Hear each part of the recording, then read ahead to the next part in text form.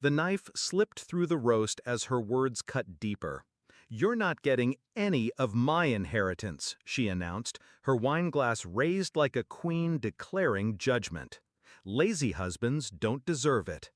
The table chuckled, her siblings, her cousins, all feeding on my humiliation.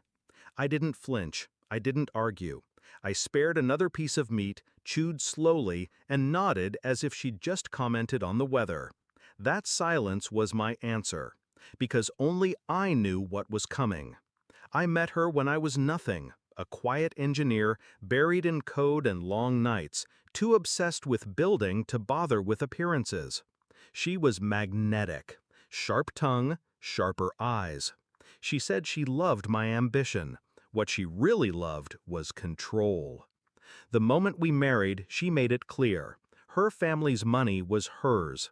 I would always be the outsider, tolerated but never equal. I accepted it, or at least I pretended to. But I never stopped building. The signs of betrayal weren't sexual, they were worse. She rolled her eyes at me in public, mocked my work, laughed with her sisters about my pipe dreams. She wanted me small, dependent, grateful for scraps. And in her arrogance, she never noticed the late nights that weren't about exhaustion. They were about empire. She never saw the meetings behind closed doors, the contracts signed under holding companies, the quiet rise of a fortune she thought impossible. By the time she declared I was a lazy husband, I owned more than her entire bloodline combined. I didn't plan revenge in fire. I planned it in silence. Every business I built, I kept in my name alone. Every property, every patent, every stock option, locked beyond her reach. The prenup she once mocked for being irrelevant had become ironclad armor. And then Forbes called. They wanted confirmation. I gave them the numbers. Quietly, discreetly. I didn't even tell her. I wanted the world to tell her for me. At Christmas dinner, her family's long oak table gleamed with silverware and candlelight. She sat at the head, her father beside her, treating me like the tolerated shadow, once again. Her toast came sharp and cruel. To family, to success, and to hard work. Unlike some of us, who prefer to live off others. Her eyes flicked to me. Laughter followed. I lifted my glass and drank, letting the humiliation settle over the room. And then it happened. Her nephew, 15, glued to his phone, gasped so loud the table froze. "Uncle Mark is on Forbes' billionaire list." Forks dropped. Chairs shifted. All eyes turned to me. She laughed at first, a nervous, high-pitched sound. "Don't be ridiculous!" But the boy shoved his phone across the table. There it was, my face, my name, my net worth glowing in bold numbers. Billionaire.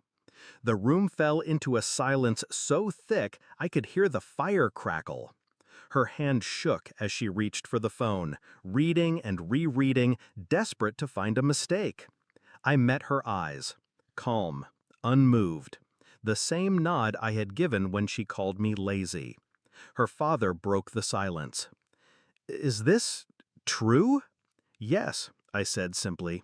"I didn't think it was worth mentioning." Gasps rippled. Her sister whispered, "My God." My wife's face drained of color. She opened her mouth, but no words came. I leaned forward, voice low, every syllable measured. "You called me lazy. You told your family I was nothing." I paused, letting her squirm. "But I built more than you could ever imagine, while you were too busy mocking me to notice." Her jaw trembled. "Mark, I cut her off with the smallest smile. "Save it." The rest of dinner was chaos. Questions fired at me from every angle, about businesses, about investments, about how I had hidden it so well. I answered politely, without arrogance, while she sat frozen, drowning in the collapse of her power. Every proud smirk she'd won for years had been erased in one evening. And the beauty was, I never raised my voice. I never insulted her. I simply existed, revealed, undeniable. That was the revenge. Later, as guests trickled out, she cornered me in the hallway. "Why didn't you tell me?" she hissed, her voice desperate now, not commanding. I looked at her with the same calm I had carried all night. "Because you never saw me. You saw what you wanted, a man beneath you. I wanted you to live in that illusion, right up until it shattered." She reached for my hand, but I pulled back. "Mark, we can—" "No," I said firmly. "You had your chance to stand beside me. You chose to stand above me instead." Her face crumpled.